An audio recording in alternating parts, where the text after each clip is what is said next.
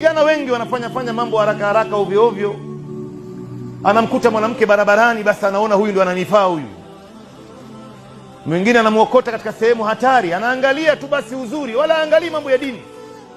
Huyu mke ambaye wewe uko naye, na wewe mwanamke, mume ambaye uko naye, huyu ndo ambaye atakupeleka peponi? Huyu ndo ambaye utasaidiana naye katika kutii amri ya Mola wenu? Ama anakupeleka motoni? Huyu atakupeleka wapi? Kwa hivyo jambo la kwanza, ndugu yangu, ni kuangalia huyu mama ya hao watoto wako watakuwa ni nani huyu, ambapo hiyo ndo maisha inaanza. Unajua kwa nini tumchagulie mama kwanza, ndugu zangu? Ni kwa sababu mara nyingi hawa wake zetu ambaye ndo mama watoto wetu ndo wanakaa na watoto kwa muda mrefu.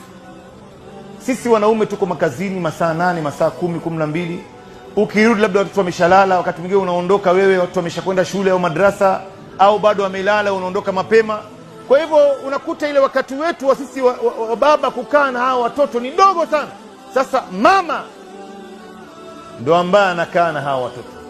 Ndo unaona kuna umuhimu ya kila mmoja wetu kumchagulia huyu mtoto mama yake atakuwa ni nani, kwa sababu yeye ndo ambaye atakayemlea huyu mtoto, atamuelekeza katika mambo ya swala yake na itikadi yake na imani yake na hija